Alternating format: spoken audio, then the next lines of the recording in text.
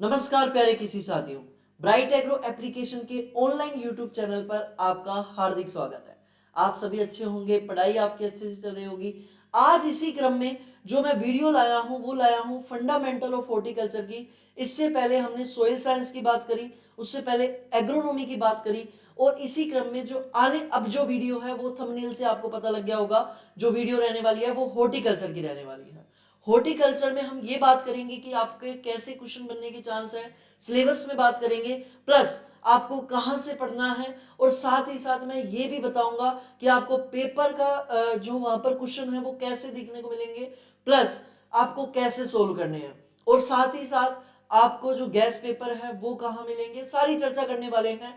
लेकिन उससे पहले बिना किसी मेरे को कहना नहीं पड़ना चाहिए कि लाइक करना है या शेयर करना है, वो आपकी रिस्पॉन्सिबिलिटी है। मैंने कहा था शिक्षा का दान सबसे बड़ा दान होता है, और आप जो इसकी भागीदारी कैसे प्राप्त कर सकते हैं, अपने दोस्तों के साथ शेयर करके। और जितने भी हमारे चैनल से जुड़े हुए हैं, हमारे यूट्यूब से जुड़े हुए हैं, उन सभी को धन्यवाद। लगातार प्यार बनाए रखने के लिए हम बढ़ते हैं हमारी बिना किसी देरी के वीडियो की ओर। तो स्टार्ट करते हैं हम कि हॉर्टिकल्चर 1-1 से सिलेबस की बात करेंगे।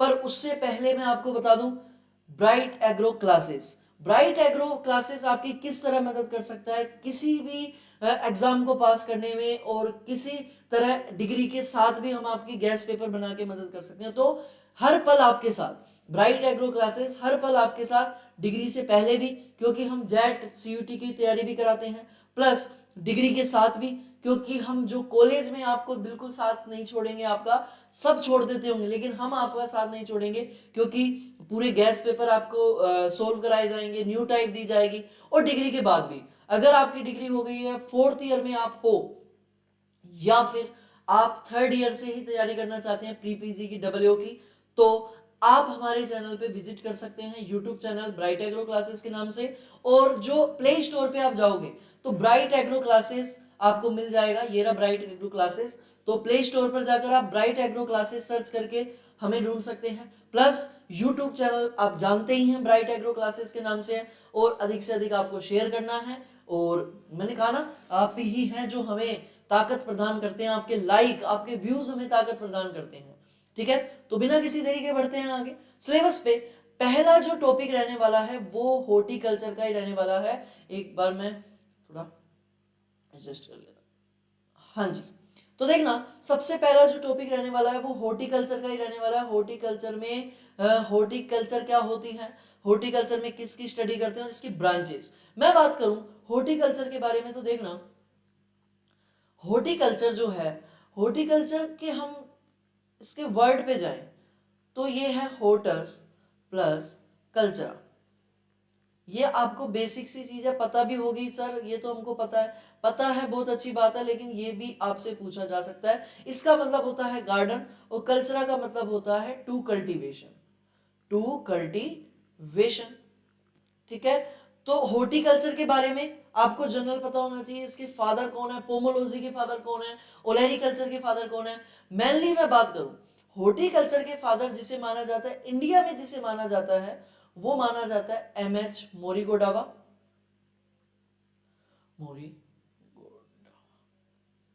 ठीक है, एमएच मोरिगोडावा को क्या माना जाता है, भारत में इंडियन हॉर्टिकल्चर के फादर माना जाता है। प्लस मैं बात करूं कि विश्व में किसे माना जाता है, विश्व में हॉर्टिकल्चर के पिता कौन है, तो विश्व में जो हॉर्टिकल्चर के लेटेस्ट में बात करूं मॉडर्न, वैसे 3 इसके फादर हैं।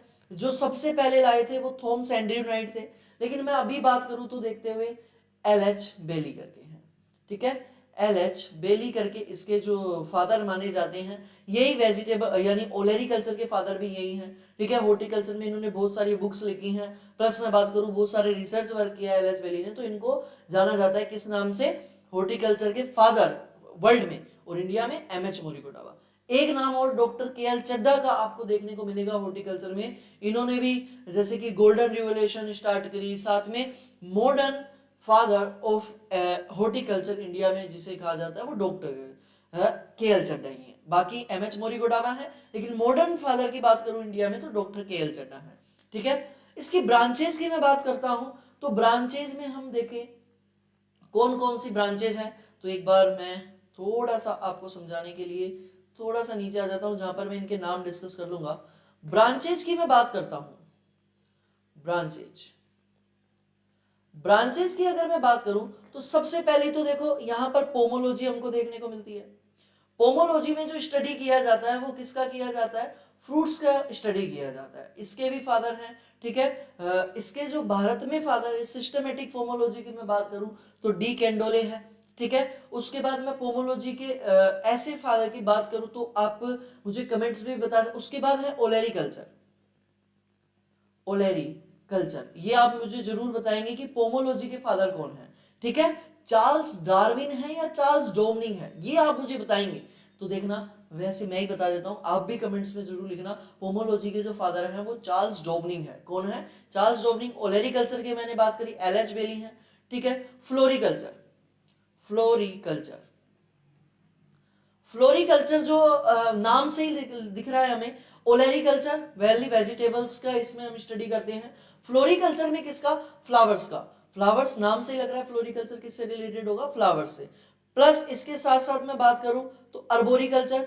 अर्बोरिकल्चर में हम किसका स्टडी करते हैं? अर्बोरिकल्चर कल्टीवेशन किया जाता है जो वुडी प्लांट्स होते हैं या फिर श्रब्स होती हैं उनका अध्ययन किया जाता है। कल्चर अर्बोरिकल्चर, ठीक है। उसके साथ साथ मैं बात करूं तो विटीकल्चर, विटीकल्चर, ठीक है। विटीकल्चर में मेनली हम करते हैं अंगूरों की खेती का अध्ययन, ठीक है। और इसके साथ में एक स्टडी की और बात करूंगा यहाँ पर, ओइनोलॉजी। ओइनोलॉजी में हम वाइन का स्टडी करते हैं, ठीक है। पोस्ट हार्वेस्ट टेक्नोलॉजी आप जानते ही हो, जिसमें हम खाने के हार्वेस्टिंग के बाद जो टेक्नोलॉजी करते हैं, फूड प्रिजर्वेशन करते हैं, वो इसमें आ जाता है, ठीक है। ओलेरिकल्चर, फ्लोरिकल्चर हो गया। मैं एक और साइंस है जिसका नाम है सिट्रीकल्चर। सिट्रीकल्चर भी इसी में ही हम स्टडी करते हैं, ठीक है। ये कुछ साइंसेस है, ब्रांचेस हैं जिसमें हम हॉर्टिकल्चर से रिलेटेड है ना। तो ये कुछ साइंसेस है। उसके बाद मैं बात करूं अगले टॉपिक पे, मैं देखूं तो है इंपोर्टेंट्स। इंपोर्टेंट्स क्या क्या है? तो हम कहीं ना कहीं देखें तो इंपोर्टेंट्स देखना, ये एग्रोनॉमिकल जो क्रॉप्स होती हैं, आप एक तरफ क्या कर रहे हैं? व्हीट लगा रहे हैं और एक तरफ आप आलमंड लगा रहे हैं। आलमंड किस में आएगा? फ्रूट्स है, तो फ्रूट्स है तो ड्राई फ्रूट, फ्रूट में आता है, पोमोलॉजी में आता है। तो मुझे एक बात बताना, आप आलमंड से ज्यादा पैसे कमा सकते हो, वॉलनट से ज्यादा पैसे कमा सकते हो, पपाया से ज्यादा कमा सकते हो या बीट से कमा? आप तुरंत जवाब देंगे सर हम, है ना, ऑफ कोर्स पपाया से, वॉलनट से, या हम कैशू नट से, आलमंड से ज्यादा पैसे कमा सकते हैं। किसके कंपेयर देन? अगर हम कंपेयर करें व्हीट, राइस, इनकी तुलना में, ठीक है। और देखा जाए कि आप अच्छे से हाइब्रिड जो वेराइटीज हैं या फिर आप ऑर्गेनिक फार्मिंग करके मैंगो डेवलप कर रहे हो तो आपका मैंगो महंगा बिकेगा। ऑफ सीजन मैंगो कर रहे हो, ग्रीन हाउस में कर रहे हो, पॉली हाउस में, ठीक है। इसके साथ साथ मैं बात करूं वेजिटेबल्स, वेजिटेबल्स भी अच्छी खासी कीमत देती है आपको अगर आप बढ़िया ढंग से करते हो तो कहीं ना कहीं मुझे बताओ बेनिफिट है या नहीं? इंपॉर्टेंस है। एक तो क्या, इकोनॉमिक पहले तो हो गया, इकोनॉमिक बेनिफिट हो गया। दूसरा रिलीजियस भी है। हम मैं बात करूं तो बील, बील को क्या किया जाता है? भगवान शिव को समर्पित किया जाता है, चढ़ाया जाता है, तो रिलीजियस महत्व भी है। पीपल किस में आता है? हॉर्टिकल्चर में आता है, पीपल के पेड़ की पूजा की जाती है। केला में बात करूं तो भगवान बृहस्पति से संबंधित है, ठीक है। और इसके साथ साथ मैं बात करूं कमल, कमल का जो फूल होता है, निलंबो स्पीसीज होता है, वो महालक्ष्मी जी से संबंधित है। ऐसे करके रिलीजियस इंपॉर्टेंट भी है। आंवला नौमी बनाई जाती है, ठीक है, तो आंवले के पेड़ की भी पूजा की जाती है, तो रिलीजियस इंपॉर्टेंट भी है। उसके बाद मैं बात करूं, पहला इकोनॉमिक हो गया, रिलीजियस हो गया। फिर उसमें बात करें अगर आपकी जो भूमि है वो बंजर है, वेस्ट लैंड है, तो वहां पर आप कुछ ऐसी क्रॉप्स हैं जो लगा सकते हो। जैसे मैं बात करूं तो आप वहां पर कैशू नट लगा सकते हो। कैशू नट है ना, बंजर भूमियों की गोल्ड माइन के नाम से, सोने की खान के नाम से जाना जाता है। किसे? काजू को, ठीक है। बंजर भूमियों में बहुत अच्छा होता है काजू, ठीक है। उसके बाद मैं बात करूं, आप बील किसी भी जलवायु में लगाओ, आपकी भूमि बंजर है, अगर पीएच ज्यादा भी है तो आप वहां पर बील लगा सकते हैं, ठीक है। उसके बाद मैं बात करूं तो वेस्टलैंड का मैनेजमेंट कर सकती है, इकोनॉमिक है। और दूसरा एक बात बताऊं, पर हेक्टेयर प्रोडक्टिविटी भी ज्यादा मिलती है राइस की। अब जैसे देखें तो आम बहुत ज्यादा प्रोडक्टिविटी करता है, ठीक है, और पपाया बहुत ज्यादा प्रोडक्टिविटी करता है पर हेक्टेयर। तो अगर मैं नेक्स्ट पॉइंट पे बात करूं और क्या इंपॉर्टेंट्स हो सकते हैं, एक्सोटिक स्कोप भी हो सकता है, ये मतलब है ना एक्सपोर्ट बहुत ज्यादा किया जाता है, किसका? फ्रूट्स का। अब देखो जितना ज्यादा फ्रूट्स एक्सपोर्ट किया जाएगा, हम मैंगो बहुत ज्यादा एक्सपोर्ट कर रहे हैं जिससे हमें विदेशी मुद्रा मिल रही है, ठीक है, बाहर की करेंसी इंडिया में आ रही है, तो मतलब स्कोप है ये, ठीक है। उसके बाद में बात करूं पोस्ट हार्वेस्ट टेक्नोलॉजी है, अभी भारत बहुत पीछे है पोस्ट हार्वेस्ट टेक्नोलॉजी में। मैं बात करूं यूएसए की, फिलीपींस की, वहां पर 70 से लेकर 78% तक फूड का प्रिजर्वेशन हो रहा है। वहीं मैं इंडिया की बात करूं तो हम बहुत पीछे हैं, लगभग 2% ही प्रिजर्वेशन कर पा रहे हैं, तो बताओ कितनी गलत बात है, ठीक है। उसके बाद मैं बात करता हूं स्कोप और क्या क्या है पोस्ट हार्वेस्ट टेक्नोलॉजी में। अच्छा स्कोप है, देखिए मैं आपको बहुत अच्छे से डिफाइन करके बताता हूँ। जो ये मार्केट में सॉस का यूज होता है, जो आप बर्गर में, पेटीज में बहुत चाव से खा रहे होते हैं, वो बहुत सस्ती कीमत की होती है, ठीक है। और जो टमाटर होते हैं, वो टमाटर की भी बहुत सारी स्टेज होती हैं। जो टमाटर का यूज किया जाता है मेनली प्रोसेसिंग के लिए, तो वो बहुत ज्यादा क्या किया जाता है, वो फुल्ली रिप हो जाते हैं, है ना। मैं उसको बोल तो रहा हूँ कि फुल्ली रिप हो गए या पूर्ण परिपक्व अवस्था हिंदी में कहूँ, लेकिन मैं उसको सीधी सट भाषा में बोलूँ तो वो सड़ा हुआ टमाटर का यूज करते हैं, ठीक है। मैं बोल रहा हूँ फुल रिप स्टेज यानी पूर्ण पकी हुई अवस्था, लेकिन मैं सीधी भाषा में बात करूं तो बुरा लगेगा, लेकिन है वही ना, फुल्ली रिप कह दो या पूर्ण परिपक्व कह दो या सड़ा हुआ कह दो, बात तो एक ही है। जिसका रस पूरी तरह से टपक रहा हो वो सस्ता टमाटर मिलता है, तो उसकी क्या बनाई जाती है, केचप, सॉस, चटनी, मतलब किसी कंपनी का नाम नहीं लूंगा, ठीक है, तो उसका ही बनेगा। सर हम उसका नहीं लेके हम तो फ्रेश टमाटर का स्वाद भी आपको कम आएगा, और जितना ज्यादा फुल्ली राइप होगा उसका टेस्ट भी बहुत अच्छा आएगा, जब भी तो आप बिल्कुल चावल लेके खा पाओगे, ठीक है। तो किसी दिन मैं बात करूंगा कितने का क्या कॉस्ट आता है उस पर भी। अगर मैं वाकई आपको, एक मित्र हैं हमारे जो जयपुर में ही उनकी फैक्ट्री है सॉस की, पूरा आसपास के एरिया में वो एक्सपोर्ट करते हैं, मतलब उसको बेचते हैं, है ना, उसको डिलीवरी करते हैं। तो वहाँ उनकी जो कंपनी की कॉस्ट आप सुनोगे बोतल समेत कांच की कितनी कम आती है, तो आप वाकई हिल जाओगे, ठीक है। अगर मैं बात करूँ तो आप जाना लगभग आपको जो नॉर्मल जो सॉस आती है, मैं कंपनियों का नाम ले लूंगा मार्केट में, वो 25 से 30 रुपए की आपको मिल जाएगी। कितने की? 25 से 30 की सिंगल लेोगे।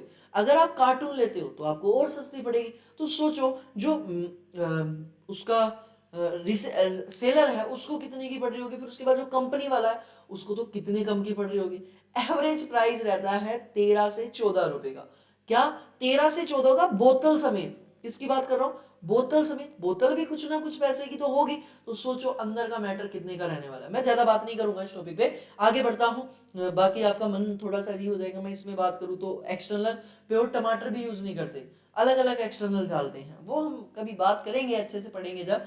तो अगला देखें हम यहाँ पर स्कोप क्या है, पोस्ट हार्वेस्ट टेक्नोलॉजी में है, वेस्ट लैंड का मैनेजमेंट हो रहा है, तो ये बहुत सारे स्कोप है।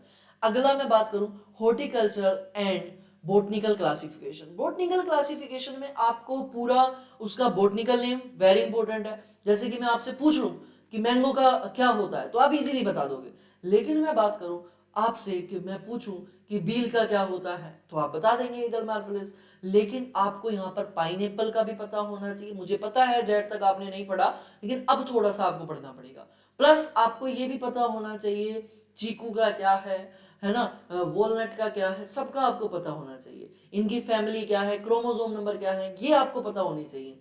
क्रोमोसोम नंबर भी पता होनी चाहिए। मैं बात करूं बेर कैसा है तो आप कहेंगे बेर डाइप्लोइड नहीं, बेर टाइप सॉरी टेट्राप्लोइड नेचर का है, और इसकी गोला जो इलायची किस्म होती है वो एट प्लोइडी होती है। मतलब मैं बात करूं ओक्टाप्लोइडी का मतलब होता है उसमें जो क्रोमोसोम नंबर होते हैं वो 8x के फॉर्म में होते हैं। किस फॉर्म में होते हैं भाई? 8x के फॉर्म में, है ना। प्लस उसके बाद आपको मैं थोड़ा सा एक्स्ट्रा लिख देता हूं यहां पर, एक सेकेंड।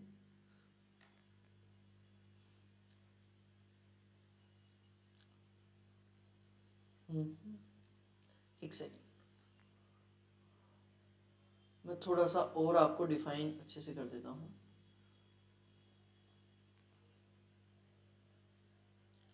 कि हॉर्टिकल्चर और क्लासिफिकेशन में आपको क्या क्या पढ़ना पड़ेगा। तो मैं बात करूं यहां पर आपको climacteric and non climacteric based on respiration के आधार पर पढ़ना पड़ेगा। Based on respiration. ठीक है, इसमें बांटा जाता है जो रेस्पायरेशन करते हैं तोड़ने के बाद भी, वो होते हैं हमारे कौन से, क्लाइमेट्रिक, और जो नहीं करते हैं वो होते हैं रेस्पायरेशन, और जो नहीं करते हैं वो होते हैं नॉन क्लाइमेट्रिक। ठीक है, बेस्ड ऑन, ठीक है।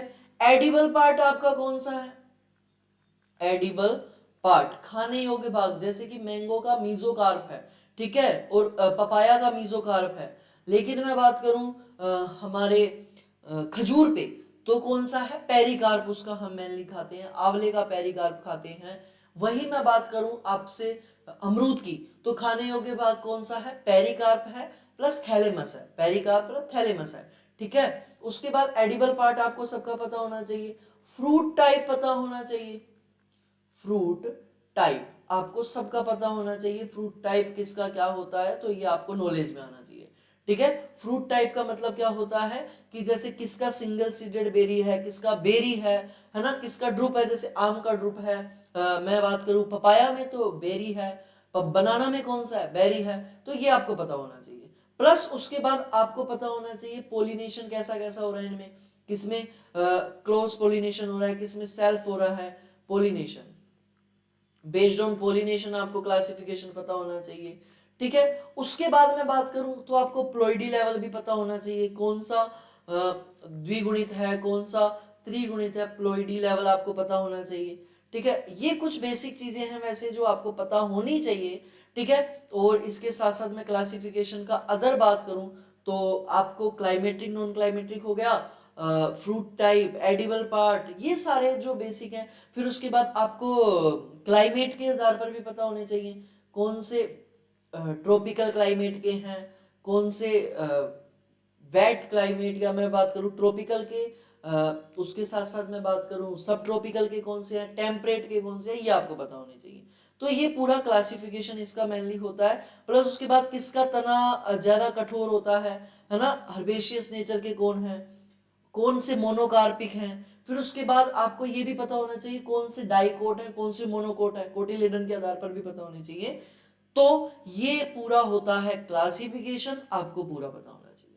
इसके साथ साथ मैं बात करूं तो और आपको क्या पता होना चाहिए, तो देखना, soil and climate for horticulture crop. Soil कैसे चाहिए, देखो सोइल यहां पर हमें जो चाहिए, क्ले सोइल तो बिल्कुल नहीं चलेगी। क्यों नहीं चलेगी क्ले सोइल, क्ले सोइल अच्छी नहीं रहती, क्यों, क्योंकि उसमें फिर है ना वाटर लॉगिंग हो जाता है, वाटर लॉगिंग होना यहाँ पर थोड़ा सा बुरा होता है। क्लाइमेट की मैं बात करूं तो देखो, आपसे मैं पूछूं तो कि सर आम कहाँ पर होता है, तो आप कहेंगे सर आम तो क्लाइमेट कौन सी है, तो देखना यहाँ पर क्लाइमेट के आधार पर उन्हें अलग अलग भागों में बांटा गया है। तो जैसे देखा, आम की जो मैंगो है उसकी क्लाइमेट रहती है ट्रॉपिकल। अब आपसे पूछ सकता है आम की क्लाइमेट कैसी है, ट्रॉपिकल है। आपसे पूछ सकता है सेब की कैसी है, तो आप कहेंगे टेम्परेट है। आप आपसे पूछ सकता है कि वो बताओ वालनट की कैसी है, टेम्परेट है। स्ट्रॉबेरी की कैसी है, टेम्परेट है। मैं बात करूं इसके साथ साथ जामुन की कैसी है, तो आप कहेंगे ट्रॉपिकल है। कैसी है, ट्रॉपिकल, उष्ण जलवायु है। ठीक है, वैसे मैं कभी बात करूंगा ट्रॉपिकल, ये पूरा डिटेल से मैं बात करूंगा, है ना। फिर आपसे पूछ ले कि बील की कौन सी है, तो फिर आप कहेंगे एरिड है या सब ट्रॉपिकल है। फिर पूछे आपसे पोमग्रेनेट की, तो आप कह सकते हैं सब ट्रॉपिकल है। नींबू की सब ट्रॉपिकल है ना, नींबू वर्गीय सारे इधर ही आ जाते हैं। तो ये कुछ बेसिक सी चीजें आपको क्लाइमेट के आधार पर क्लासिफिकेशन पता होना चाहिए।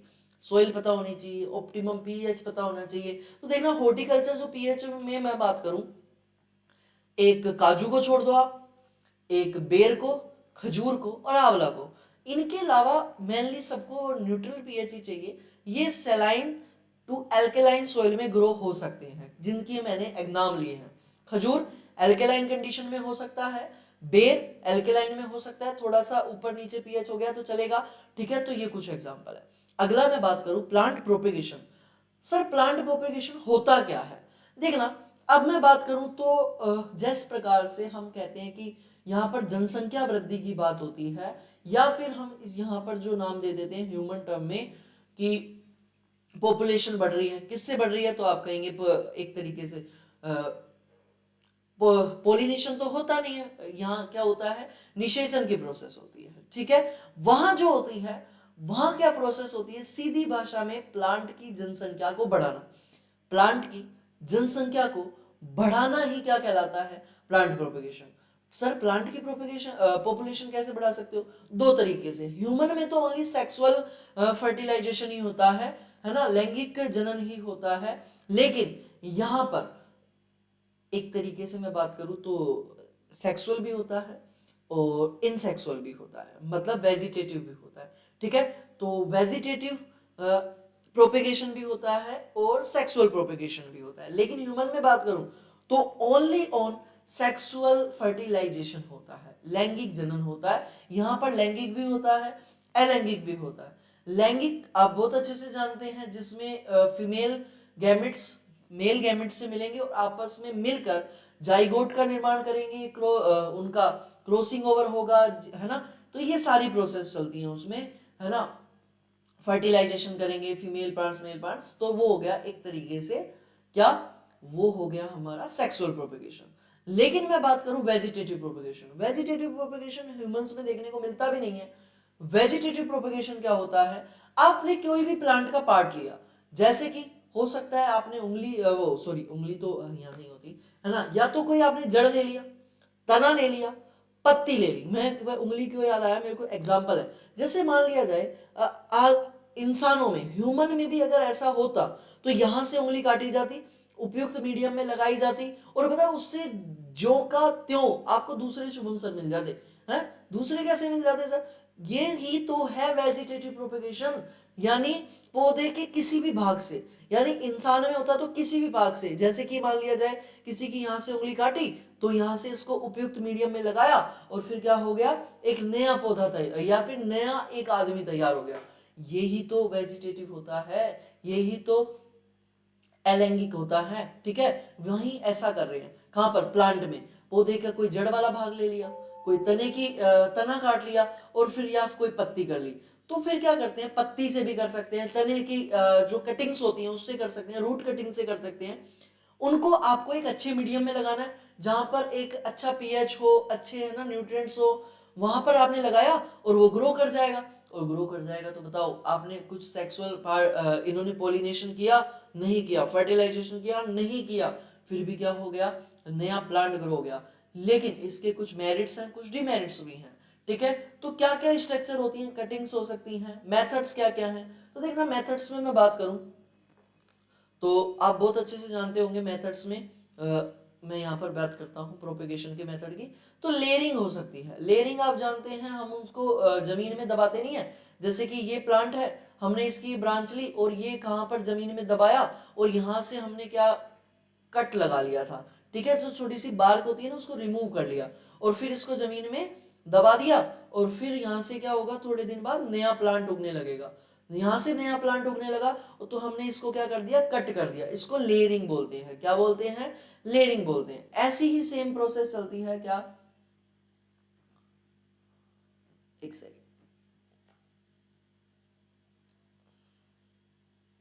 हम्म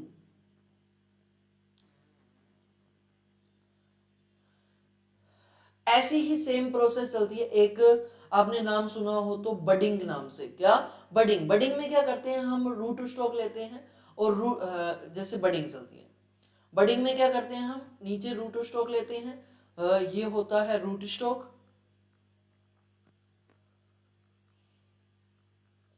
ऊपर इसके हम क्या जोड़ देते हैं, एक बड जोड़ देते हैं। क्या जोड़ देते हैं, एक बड जोड़ देते हैं। ये क्या जोड़ दी हमने, एक बड जोड़ दी। इसको हम बोलते हैं बडिंग। क्या बोलते हैं, बडिंग। वहीं अगर ये रूट स्टॉक है, इसके ऊपर हमने क्या जोड़ा, साइकोन लाके जोड़ा, जो सांकुर डाली होती है वो लाकर जोड़ा, तो फिर इसे हम कहेंगे ग्राफ्टिंग। क्या बोलेंगे, ग्राफ्टिंग बोलेंगे। यहां पर हमने क्या जोड़ दिया, एक पार्ट लाके जोड़ दिया जिसे हम कहते हैं साइकोन, इसको कहते हैं हम ग्राफ्टिंग। ये रूट स्टॉक है। ठीक है, दोनों मैच ही होते हैं, बडिंग और ये। तो रूट स्टॉक और साइको, ये दोनों चीजें होती हैं किसमें, ग्राफ्टिंग में। तो ये मेथड भी है, अगर आपको प्रोपेगेशन करना है तो उसके लिए बहुत अच्छा मेथड है ये। अगर आपको प्रोपेगेशन करना है तो बहुत सारी फसलों में, बहुत सारी फ्रूट क्रॉप में ये यूज ली जाती है, grafting. Veneer grafting, veg grafting, है ना, टंग ग्राफ्टिंग, बहुत सारी ग्राफ्टिंग होती है। उसके बाद मैं बात करूं सीड डोरमेंसी। सीड डोरमेंसी का मतलब होता है, मैं पहले भी शायद बता चुका हूं एग्रोनॉमी का जब डिस्कस किया था, कि मान लिया जाए आपके पास सारी कंडीशन आपने घर वालों ने आपको अवेलेबल करा रखी है, आपका रूम रेंट टाइम पे पहुंच जाता है, खाना टाइम पे मिल रहा है, बुक्स टाइम पे मिल रही है, और फिर भी आप नहीं पढ़ पा रहे, तो ये कंडीशन होती है डोरमेंसी। क्या होती है? डोरमेंसी। वैसे ही यहाँ पर प्लांट के लिए सारी वेल सारा कंडीशन वेल है, एयर वेल है, मतलब एयर भी अच्छी है, पानी भी टाइम पे मिल रहा है, टेम्परेचर भी ऑप्टिमम है, सारी कंडीशन बेस्ट है, लेकिन प्लांट फिर भी ग्रो नहीं कर पा रहा, तो इसको बोला जाता है डोरमेंसी। क्या बोला जाता है? डोरमेंसी बोला जाता है। क्या? सुषुप्त अवस्था बोला जाता है। And seed germination, seed germination कैसे करता है? तो आपको पता होगा, पहले इम्बाइबिशन होता है, पानी उसके सीड के अंदर तक जाता है, भ्रूण तक जाता है, एम्ब्रियो तक, फिर उसके बाद उसमें से GA3 को एक्टिव करता है, लास्ट में जो इसमें माल्टोज एक्टिव होता है, और माल्टोज क्या करती है? एनर्जी देती है। तो ये सीड जर्मिनेशन आपको पता होना चाहिए कैसे होता है। सीड जर्मिनेशन के लिए टेस्ट कौन से करते हैं? सीड वाइबिलिटी टेस्ट, और कितना सीड जर्मिनेशन क्या, ये सारा आपको पता होना चाहिए। सीड डोरमेंसी के टाइप आपको पता होने चाहिए, ठीक है। उसके बाद पहले तो यहाँ पे नर्सरी टॉपिक आता था, शायद हटा दिया अभी इसको, merits and demerits of sexual and asexual propagation.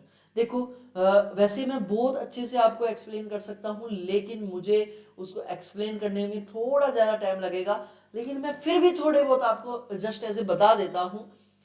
आप चाहो तो वीडियो स्लो करके लिख सकते हो, या फिर मैं थोड़ा सा स्लो बोल देता हूँ। तो देखना, एक होता है सेक्सुअल या एक होता है एक्सेक्सुअल, ठीक है, या इसे वेजिटेटिव प्रोपेगेशन भी कहते हैं।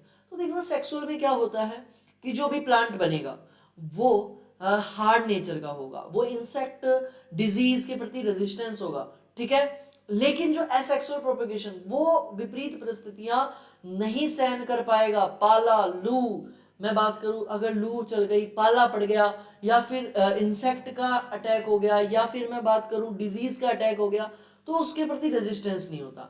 तो कौन सा होता है? वो एसेक्सुअल प्रोपेगेशन। दोनों में डिफरेंस पता लगा। अब आप सोचेंगे कि सर न्यू वैरायटी किससे डेवलप करेंगे? तो देखना, आपके पेरेंट्स ने सेक्सुअल फर्टिलाइजेशन किया, तो हम है ना उनसे अलग हैं। वैसे ही अगर आपको एक अलग वैरायटी चाहिए, तो फिर आपको कौन सा प्रोपेगेशन करना पड़ेगा? सेक्सुअल प्रोपेगेशन करना पड़ेगा, ठीक है। लेकिन एसेक्सुअल प्रोपेगेशन में डिक्टो के डिक्टो अपने मम्मी पापा जैसा होता है, या जो भी पेरेंट प्लांट है उसके तरह होगा। कौन? प्लांट जो आया ना एसेक्सुअल प्रोपेगेशन से, वो बिल्कुल अपने पेरेंट प्लांट की तरह होगा। और सेक्सुअल प्रोपेगेशन में डिफरेंस होगा उनमें, ठीक है, क्योंकि वो एक तरीके से क्रॉसिंग ओवर वाली प्रोसेस हुई होती है, ठीक है। तो थोड़ा सा डिफरेंसेस आते हैं, वेरिएशन आते हैं, लेकिन इधर नहीं आते हैं, ठीक है। आप सोचेंगे सर न्यू वैरायटी किससे डेवलप हो सकती है? हमेशा ही सेक्सुअल प्रोपेगेशन से, इससे नहीं होगी, ठीक है। उसके बाद कौन जगह ज्यादा घेरेगा? सेक्सुअल वाले थोड़े आकार में बड़े होते हैं, एसेक्सुअल वाले कम होते हैं। इनका ड्यूरेशन, लाइफ टाइम लॉन्ग होती है, इनकी कम होती है। तो देखा आपने, दोनों में अंतर समझा। अब जैसे कि नींबू है, ठीक है, या लाइम जिसे कहते हैं हम, एसिड लाइम। अब एसिड लाइम बेसिकली पपाया है, ये सीड से ही प्रोपेगेशन करते हैं, तो फिर इस कंडीशन में सेक्सुअल इंपॉर्टेंट ही नहीं है। वही मैं बात करूं बनाना, अब बनाना सीड से करता ही नहीं है, तो फिर इस कंडीशन में सेक्सुअल ज्यादा बेस्ट है। तो यहां पर भी थोड़ा सा पॉइंट ऑफ व्यू हमें देखना पड़ता है, ठीक है। आगे बढ़ते हैं, हम बात करें प्रिंसिपल्स ऑफ ऑर्चार्ड इस्टेब्लिशमेंट। क्या क्या आपको, अगर आपको बगीचा ऑर्चार्ड इस्टेब्लिशमेंट करना है, तो क्या क्या आपको बातें ध्यान रखनी पड़ेंगी। एक तो देखो, कभी भी आपको ये थोड़ा सा आपका बजट देखना है, रोड के पास है, फिर उसके बाद सिंचाई की प्रॉपर व्यवस्था है या नहीं, भूमि कैसी है, लैंड कैसी है, पूरा आपको देखना पड़ेगा। तो ये होता है ऑर्चार्ड इस्टेब्लिशमेंट। क्या क्या बातें आपको ध्यान रखनी है, प्रिंसिपल्स, क्या क्या प्रिंसिपल्स आपको देखने हैं। अगला है method of training and pruning. क्या क्या मेथड होते हैं ट्रेनिंग एंड प्रूनिंग के? जैसे कि मैं बात करूं तो ग्रेप्स में बहुत, अब देखो प्रूनिंग और ट्रेनिंग भी बहुत लोगों को नहीं पता। ट्रेनिंग का मतलब होता है आप जो कुछ ब्रांचेस है वो काट रहे हो, और काट के और फिर आप क्या कर रहे हो, एक पौधे को नई स्ट्रक्चर दे रहे हो, इसको बोलते हैं हम ट्रेनिंग। क्या बोलते हैं? ट्रेनिंग बोलते हैं। किसके लिए की जाती है? एक साइज देने, एक शेप देने के लिए जो प्रोसेस की जाती है, वो ओपन हो सकती है, क्लोज हो सकती है, वेरियस मेथड होते हैं, ठीक है, वो आपको पढ़ने पड़ेंगे, ठीक है। और प्रूनिंग क्या होती है? प्रूनिंग की मैं बात करूं तो आप जो कोई ब्रांचेज है वो डिजीज से इन्फेक्टेड है या कुछ और दिक्कत है, तो उनको रिमूव करना कहलाता है प्रूनिंग, ठीक है। प्रूनिंग में क्या होता है, जो खराब शाखाएं होती हैं, अनवांटेड होती हैं, बहुत आपस में पौधा डेंस हो रहा है, कुछ डिजीज वाली हैं, किसी में इंसेक्ट लगे पड़े हैं, तो उनको रिमूव करना प्रूनिंग होता है। लेकिन ट्रेनिंग ट्रेनिंग का मतलब होता है कि हमने जो ट्री है, मैंगो है या कुछ मान लिया जाए पोमग्रेनेट है, उनको एक निश्चित क्या दे दिया, आकार दे दिया, एक निश्चित उनको एक डेफिनेट अरेंजमेंट दे दिया, है ना। वो किसी भी अब बात करें एक प्रोसेस का नाम आपने सुना होगा, टोपियरी। टोपियरी में क्या होता है, हम जो ट्रीज होते हैं उनको एक शेप दे देते हैं। शेप कैसी देनी है आपको, हो सकता है आपने कोई गिलहरी की शेप दे दी, या कुछ आर्मी मैन की शेप दे दी, या फिर कुछ आपने पांडा की शेप दे दी, या फिर कोई कैमल, या फिर और कुछ शेप दे दी, तो उसको क्या बोलोगे आप, टोपियरी को। आप साइज दे रहे हो ना। टोपियरी एक प्रोसेस है, ट्रेनिंग प्रोसेस। कैसी प्रोसेस है, ट्रेनिंग प्रोसेस, क्योंकि उसमें हम क्या करते हैं, ट्रेनिंग करते हैं। अगले मैं बात करूं, यहां तक मैं समझाने में कामयाब हुआ। अगला है अनफ्रूटफुलनेस इन हॉर्टिकल्चर क्रॉप। देखो, अनफ्रूटफुलनेस का मतलब क्या होता है कि या तो प्लांट पे फ्रूट दे ही नहीं रहा, या फिर दे रहा है तो बहुत कम संख्या में दे रहा है, इसे कहते हैं अनफ्रूटफुलनेस। तो किस किस कारणों से हो सकती है, इसमें वेरियस फैक्टर काम करते हैं। क्या क्या सर काम करता है इसमें, तो देखना, कुछ हो सकता है पौधे की आंतरिक कारक हो, इंटरनल फैक्टर हो, है ना, उसका इंटरनल फैक्टर हो सकता है। कुछ एक तरीके से हम बात करें, आपने इरिगेशन टाइम पे नहीं दिया, या फिर इरिगेशन आपने पोलिनेशन के टाइम पे दे दिया।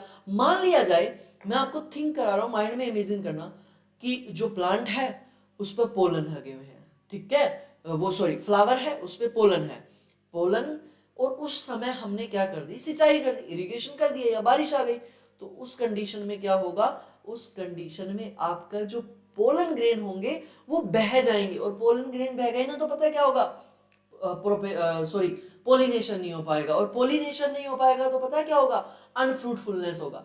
मान लिया जाए प्लांट फ्रूटिंग का मतलब उसमें अच्छे से फ्लावरिंग हो गई, और अब वो पोलिनेशन करना चाह रहा है, पोलिनेशन की स्टेज में पहुंचने वाला है, और उस कंडीशन में ऐसा हुआ कि पाला पड़ गया, या फिर लू आ गई, या फिर है ना और कुछ दिक्कत हो गई, तो ये एक्सटर्नल फैक्टर हुए।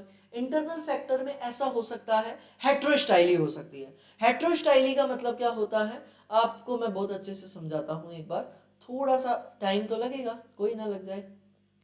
देखना हेट्रोस्टाइली क्या होती है।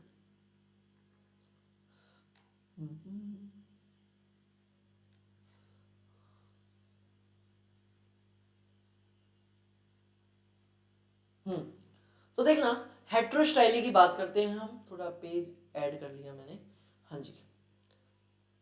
हेट्रोस्टाइली और सेल्फ इनकम्पेटिबिलिटी और मेल स्टेरिलिटी, ये कुछ कारण हो सकते हैं, इंटरनल फैक्टर हो सकते हैं। एक्सटर्नल में क्या क्या हो सकता है अनफ्रूटफुलनेस के लिए, एक्सटर्नल एक्सटर्नल में हो सकता है डियर कि हमने सी एन रेशो नहीं रखा सही, हमने कार्बन को थोड़ा, अब ये कार्बन जो होता है ना कार्बोहाइड्रेट है, क्या है, कार्बोहाइड्रेट, और नाइट्रोजन का कर दिया ज्यादा, हाइड्रेट, कार्बोहाइड्रेट हमने दिया ही नहीं और नाइट्रोजन कर दिया ज्यादा। तो नाइट्रोजन है ना, पता है क्या करता है, पौधे की वेजिटेटिव ग्रोथ करता है, लेकिन कार्बोहाइड्रेट इंक्रीज करता है किसको, फ्रूटिंग को, ये फ्रूटिंग बढ़ा रहा है, और नाइट्रोजन क्या कर रहा है, वेजिटेटिव ग्रोथ कर रहा है, वेजिटेटिव ग्रोथ कर रहा है। तो मुझे एक बात बताना दोस्त, कि अब क्या होगा, हमने क्या किया, कार्बोहाइड्रेट को कम कर दिया, कार्बन को कम कर दिया, तो इस कंडीशन में फ्रूटिंग होगी या अनफ्रूटफुलनेस होगा, तो आप कहेंगे सर ये तो कोई भी बता सकता है, इस कंडीशन में क्या होगा, अनफ्रूटफुलनेस वाली कंडीशन आ जाएगी।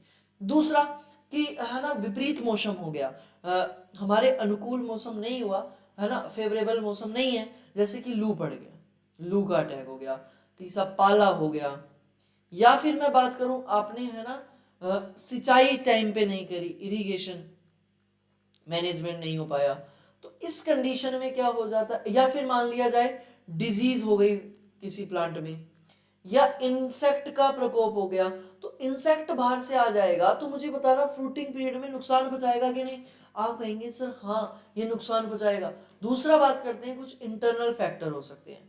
इंटरनल फैक्टर में मैं बात करूं तो क्या क्या हो सकते हैं, पहला इंटरनल देख लेते हैं, इंटरनल फैक्टर, इंटरनल फैक्टर क्या हो सकते हैं, मान लिया जाए सेल्फ इनकम्पेटिबिलिटी हो सकती है, सेल्फ इनकम्पेटिबिलिटी। इस कंडीशन को क्या कहते हैं, सुनना। सेल्फ इनकम्पेटिबिलिटी का मतलब क्या होता है, जो प्लांट होगा जैसे कि खुद के फ्लावर पे खुद पोलिनेशन नहीं कर पाएगा। मान लिया जाए ये एक ट्री है ना, ये एक प्लांट है, ये दूसरा प्लांट है, ये ए प्लांट है, ये बी प्लांट है। ये इसमें खुद पोलिनेशन नहीं कर सकता, लेकिन ये आपस में एक दूसरे के पोलिनेशन कर सकते हैं। मतलब इसमें मेल पार्ट भी सही होता है और फीमेल पार्ट भी वर्किंग होता है, लेकिन फिर भी ये क्या नहीं कर पा रहे, खुद का खुद में ही नहीं कर पा रहे। तो इस कंडीशन को कहते हैं सेल्फ इनकम्पेटिबिलिटी। अगला है मेल स्टेरिलिटी।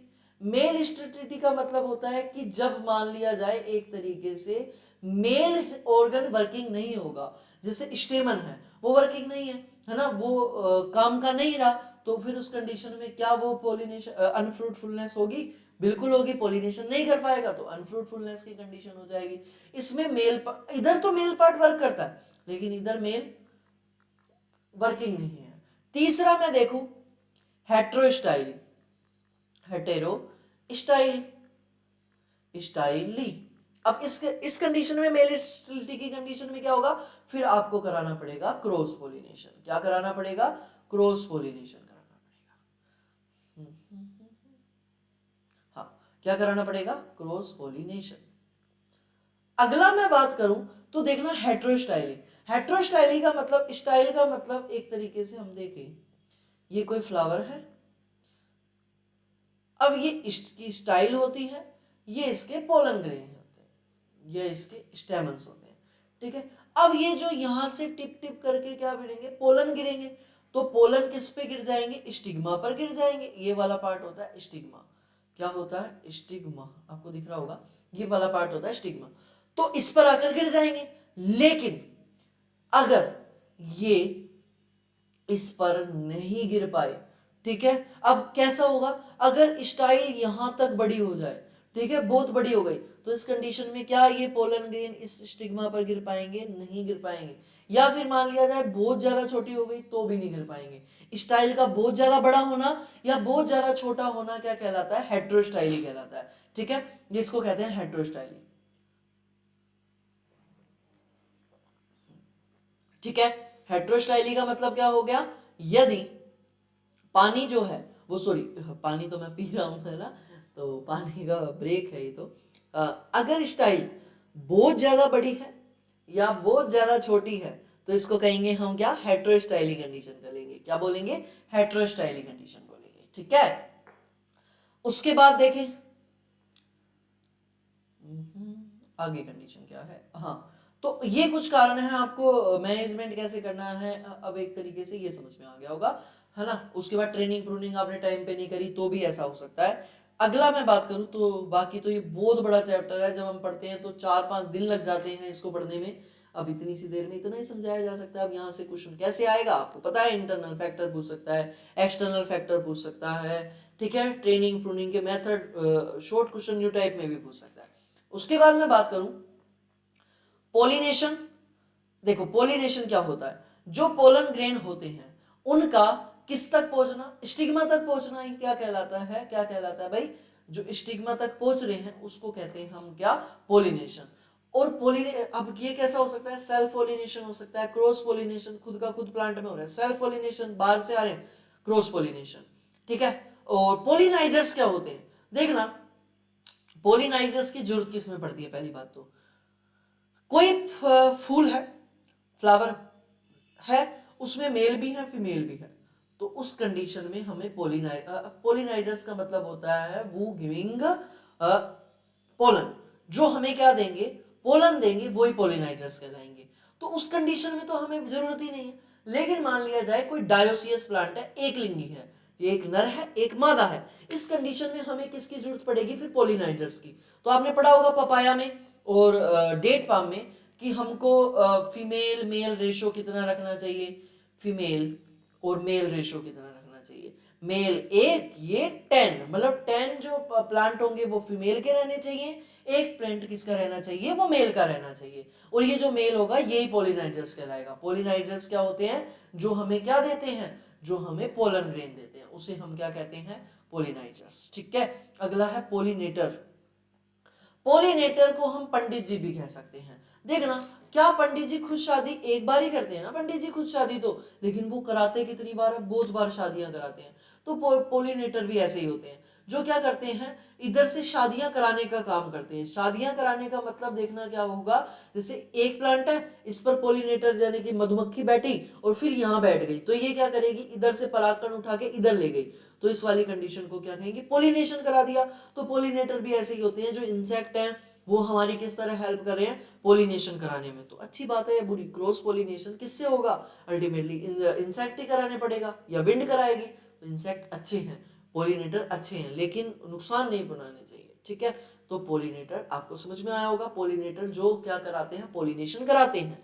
ठीक है, पंडित जी क्या है, जो शादियां कराते हैं, वैसे मतलब बीच की कड़ी है, ये जोड़ते हैं रिश्तों को। ठीक है, कौन, पोलिनेटर।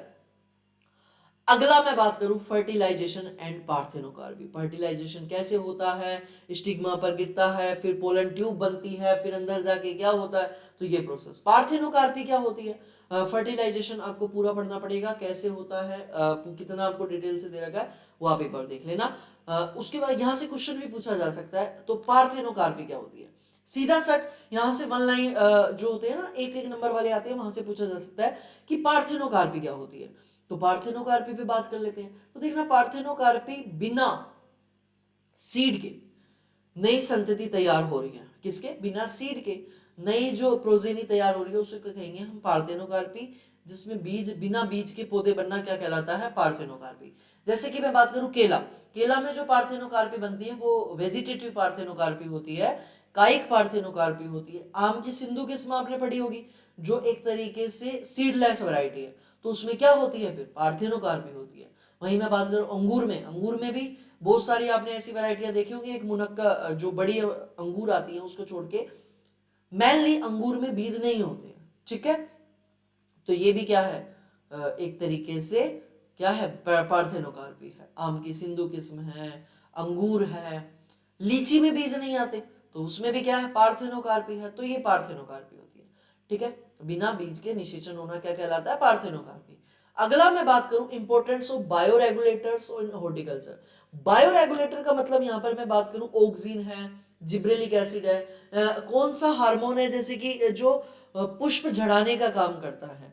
ठीक है, फ्लावरिंग को रेगुलेट करता है, तो NA है। पुष्पल लाने के लिए भी कौन जिम्मेदार है, NAA। फूलों को झड़ाने के लिए भी कौन जिम्मेदार है, NAA प्लस। और 2,4-D भी काम करता है, ये भी ऑक्सिन का टाइप है। IBA क्या काम करता है, IBA जड़ें निकालने का काम करता है। IA क्या करता है, IA कुछ एक नेचुरल हार्मोन है। ठीक है, तो बहुत सारी प्रैक्टिसेस हैं, बहुत सारे। जिब्रेलिक एसिड क्या करता है, डोरमेंसी ब्रेकिंग हार्मोन है। ठीक है, आलू में डोरमेंसी ब्रेक करता है। इसके साथ साथ मैं बात करूं साइटोकाइनिन, साइटो का मतलब क्या होता है, साइटो का मतलब होता है कोशिका, और काइनिन का मतलब क्या होता है, एक तरीके से उसमें साइटो का मतलब कोशिका, और काइनिन का मतलब क्या हो गया, उसमें क्या करता है, डिफ्रेंशिएशन करता है, मतलब उसका जो कोशिका विभाजन का काम करता है। ठीक है, उसके बाद मैं बात करूं इथाइलिन, तो ये फलों को पकाने, फ्रूट रिपीटिंग हार्मोन है।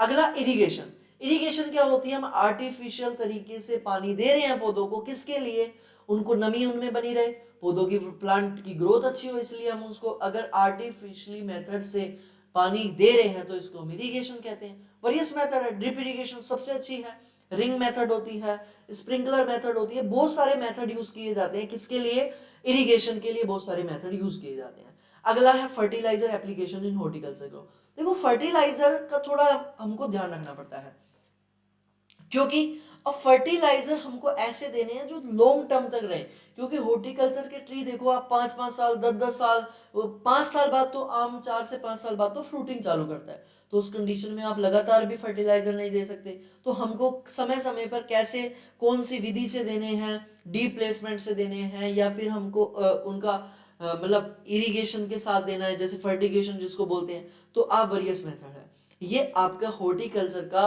जो इंट्रोडक्शन था सिलेबस का वो कंप्लीट हुआ। अब आपके ये होगा मानने में कि सर ये बाकी गैस पेपर कहाँ मिलेंगे, हमने बहुत सुना है वो गैस पेपर के बारे में जहाँ से पेपर एज इट इज मिलता है। वो आपको मिलेंगे ब्राइट एग्रो क्लासेस के यूट्यूब चैनल पर, जिसे हमारे रमेश जी सर द्वारा सोल्व कराया जाएगा।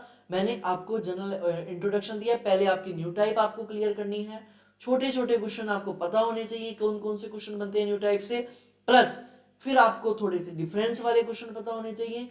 इसके साथ साथ आपको जो बड़े क्वेश्चन कहाँ से बनने के चांस बनते हैं वो भी आपको पता होना चाहिए अगर आप एग्जाम देने जा रहे हैं तो, ठीक है। तभी आपके अच्छे नंबर आएंगे, अच्छी एसजी भी बनेगी, और आपको बहुत बहुत best of luck, all the best for all the horticulture exam के लिए। आप अच्छे से एग्जाम दें। माइंड में थोड़ा सा टाइम मैनेजमेंट का थोड़ा ध्यान रखना। बहुत बार बच्चों की दिक्कत आती है कि सर टाइम नहीं मिल पाया, क्योंकि हॉर्टिकल्चर हमने पहले से पढ़ी होती है, हम जानते हैं। तो आपको अच्छे से करना है, थोड़ी सी पहले वाली नॉलेज का भी काम लेना है, जो आप जेड सीयूटी में पढ़ के आए हो उस नॉलेज का भी काम लेना है। तो मैं आपसे लेना चाहूँगा विदा, लेकिन आप वीडियो को लाइक करें, चैनल को सब्सक्राइब करें, और अगर आपको कुछ भी इंक्वायरी चाहिए तो आप हमारे नंबर 9672634845 पर कांटेक्ट कर सकते हैं, ठीक है। मिलते हैं आपसे अगली क्लास में, जब तक आप हंसते रहें, मुस्कुराते रहें, खुश रहें, पढ़ते रहें और अच्छे नंबर लाते रहें, और वीडियो को लाइक करते रहें और चैनल को प्यार देते रहें। धन्यवाद।